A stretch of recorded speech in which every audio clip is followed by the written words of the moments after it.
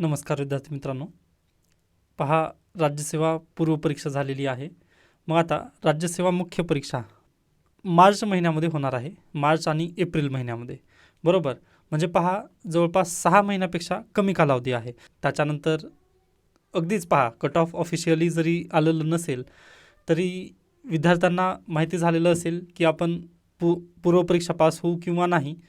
व अगदीच पहा मुख्य परीक्षेसाठी जर तुम्ही पात्र असत असाल किंवा ज्या विद्यार्थ्यांचा राज्यसेवा 2026 देण्याचा प्लॅन आहे त्या विद्यार्थ्यांनी आतापासूनच ॲन्सर रायटिंगला सुरुवात केलं तर बेटर आहे.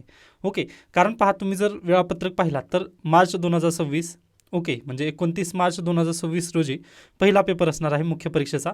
ज्यांनी राज्यसेवा पूर्वपरीक्षा 2025ची पास झालेले त्यांच्यासाठीचा आहे हे.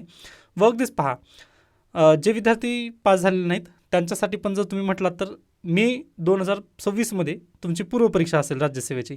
यासोबतच तुम्हाला UPSC पूर्वपरीक्षा 24 मे 2026 ओके दोन्ही एकत्रच आलेले आहेत एक्झाम. त्यामुळे आतापासूनच तुम्ही प्री फेजमध्ये तुम्ही जाऊ शकता.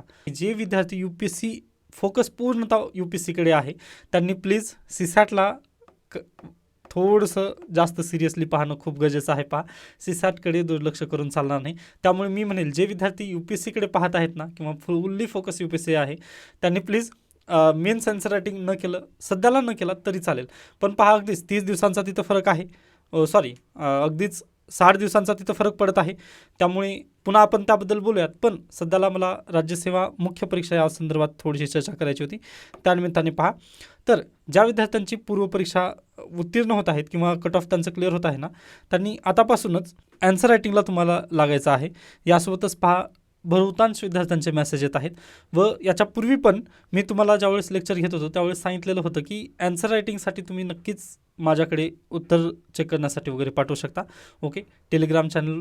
त्यानंतर आता पहा काही विद्यार्थ्यांचे ॲन्सर अद्याप चेक झाले नाहीत, सॉरी फॉर दॅट. पण लवकरात लवकर जसं आज संडे आहे वेळ मिळाल्यानंतर मी आज रेकॉर्ड करून तुम्हाला हा संदेश पोहोचवण्याचं काम करत आहे. अगदी त्याच धर्तीवर पहा तुमच्याकडे वेळ कमी आहे.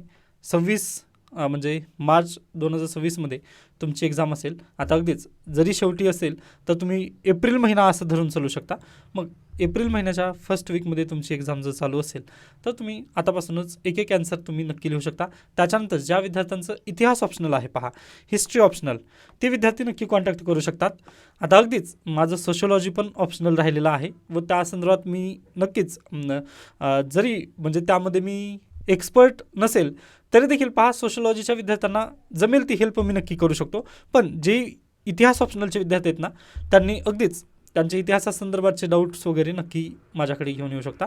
ओके, तर हे थोडंसं सांगायचं होतं व अगदीच कमी दिवस राहिलेले आहेत. त्यामुळे प्लीज शक्य झालं तर तुम्ही ॲन्सर रायटिंगला आतापासून म्हणजे शक्य झालं तर म्हणताच येणार नाही तर तुम्हाला आता ॲन्सर रायटिंग करावीच लागणार आहे. ओके, तर हा तुम्ही लक्षात घेऊ शकता पॉईंट.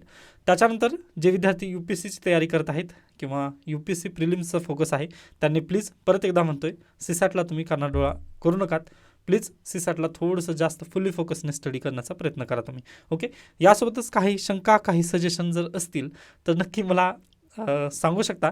म्हणजे याच्यापूर्वी पण आपण तशाबद्दल चर्चा केली आहे. त्यामुळे निश्चिंत राहा, सदैव मी हेल्प करण्यासाठी तयारच असेल. ओके, म्हणजे मी कुठेही गेलेलं नाही आहे, इथंच आहे. फक्त वेळेअभावी आपले लेक्चर्स वगैरे अपलोड होत नाहीत. ओके, आय होप सर्वांना ती माहिती समजलेली असेल. त्यानंतर ज्या विद्यार्थ्यांचे ॲन्सर कॉपी अद्याप चेक करून मिळालेली नाही आहे त्यांना लवकरात लवकर मी सेंड करण्याचा प्रयत्न करेन. म्हणजे आज अगदीच तुम्हाला मिळून जातील. ओके, आता इथं थांबूयात. काही शंका काही सजेशन असतील तर नक्की सांगू शकता. धन्यवाद.